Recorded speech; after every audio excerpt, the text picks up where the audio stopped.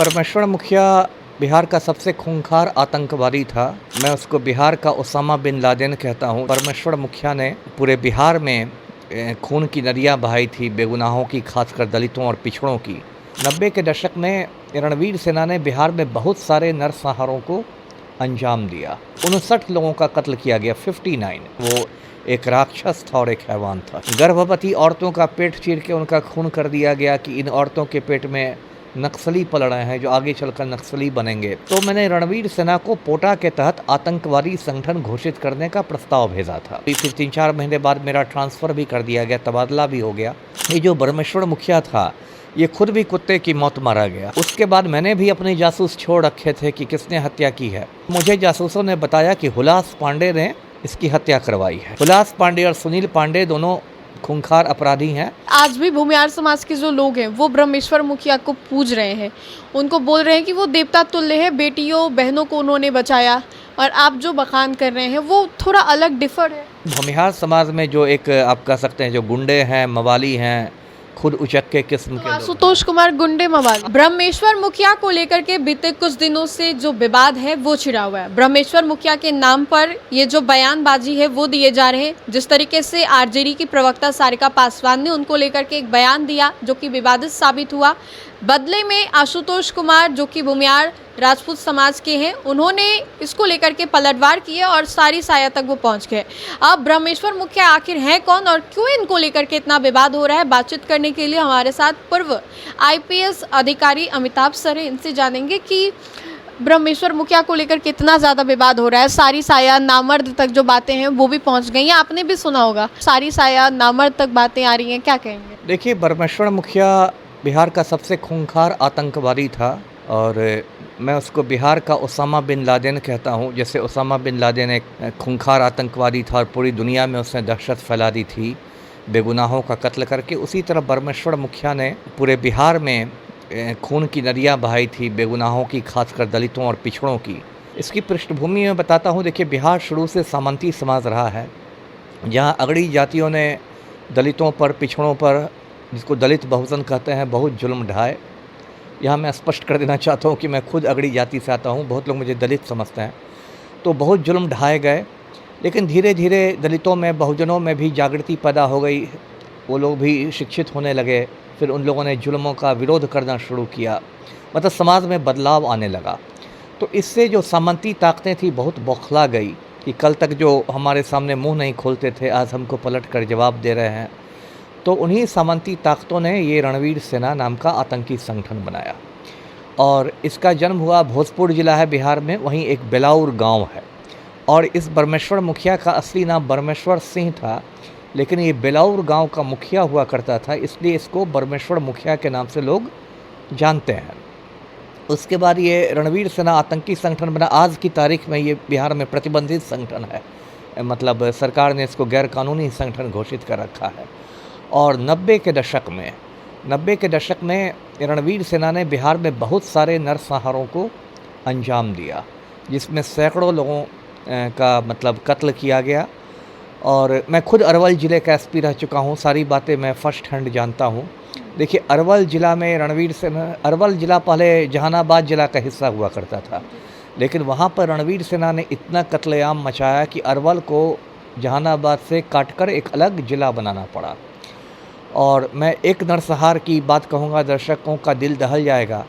देखिए, अरवल में एक गांव है लक्ष्मणपुर बाथे, वहाँ दिसंबर 1997 में 97 में रणवीर सेना ने बिहार के सबसे बड़े नरसंहार को अंजाम दिया था, है ना।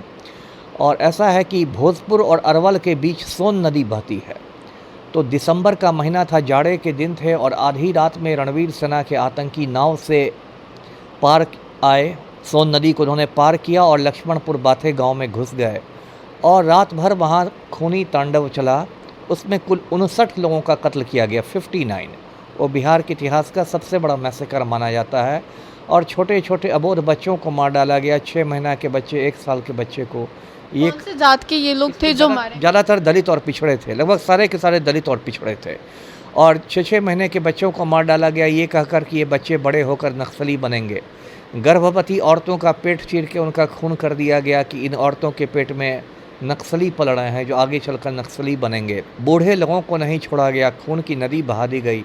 वो इतना बड़ा नरसंहार था कि बिहार सरकार ने जहानाबाद के एसपी को सस्पेंड कर दिया। और उस समय जो भारतवर्ष के राष्ट्रपति हुआ करते थे, डॉक्टर KR नारायणन नाम था, उन्होंने उस घटना को नेशनल शेम कहा था, राष्ट्रीय शर्म कहा था। और सिर्फ ये तो सबसे बड़ा नरसंहार था, इसके अलावा छोटे बड़े मिला के दर्जनों नरसंहार किए रणवीर सिन्हा ने, नारायणपुर में, बथानी टोला में।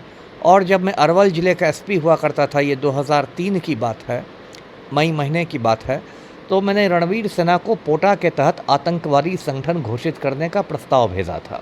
पोटा एक कानून था जो अब ख़त्म हो गया है। पोटा का मतलब था प्रिवेंशन ऑफ टेररिस्ट एक्टिविटीज़, यानी आतंकवाद निवारण अधिनियम। तो वो आतंकवाद को रोकने के लिए वाजपेयी सरकार ने कानून बनाया था पोटा, अब वो ख़त्म है।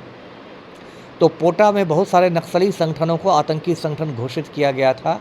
तो मैंने भी प्रस्ताव भेजा था, और प्रस्ताव बहुत मतलब डिटेल्स में था। उसमें रणवीर सिन्हा ने जितने नरसंहार किए सभी गांवों के नाम थे, किस तारीख को नरसंहार हुआ, कितने लोग मारे गए, बहुत विस्तृत रिपोर्ट थी।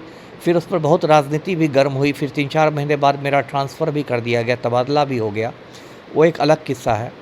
उसके बाद देखिए क्या हुआ कि ये जो ब्रह्मेश्वर मुखिया था, ये खुद भी कुत्ते की मौत मारा गया 1 जून 2012 को। ये कई मामलों में जेल में बंद था, इसको सभी मामलों में धीरे धीरे जमानत मिल गई, बेल मिल गया। कुछ लोगों को गलतफहमी है कि कोर्ट ने इसको क्लीन चिट दे दिया था। क्लीन चिट इसको नहीं मिला था, इसको जमानत पर छोड़ा गया था, सुनवाई जारी थी। तो ये जमानत पर बाहर आ गया, और 1 जून 2012 को आरा शहर जो है भोजपुर में, वहाँ ये कटीरा मोहल्ले में सुबह 4 बजे 4 साढ़े 4 में उठ के टहल रहा था। तो उसी समय कुछ हमलावर आए, उन्होंने इसका खून कर दिया, गोलियों से छलनी कर दिया। उसके बाद 2 जून 2012 को जो इसकी शव यात्रा निकली, जो जनाजा निकला, वो पटना में निकला, और उसमें रणवीर सिन्हा के गुंडों ने बहुत तांडव किया। सैकड़ों गुंडे मवाली गाड़ियों में आए, बाइक पर बैठ के आए, हथियार लहराते हुए, भड़काऊ नारे लगाते हुए, गाली गलौज करते हुए उन्होंने पटना में जगह जगह तोड़ फोड़ की, आगजनी की, और पुलिस बिल्कुल मूक दर्शक बनी रही। पलटू राम पटना छोड़ के भाग गया। तो ये सब हुआ। उसके बाद देखिए, जब बिहार सरकार से वो मामला नहीं सुलझा, तो बिहार सरकार ने ब्रह्मेश्वर मुखिया हत्याकांड की जांच CBI को सौंप दी। उसके बाद मैंने भी अपने जासूस छोड़ रखे थे कि किसने हत्या की है। तो मुझे जासूसों ने बताया कि हुलास पांडे ने इसकी हत्या करवाई है। हुलास पांडे लोक जनशक्ति पार्टी रामलाल। हुलास पांडे और सुनील पांडे दोनों खूंखार अपराधी हैं। हुलास पांडे अभी लोजपा रामविलास में है, पहले संसदीय बोर्ड का अध्यक्ष भी था।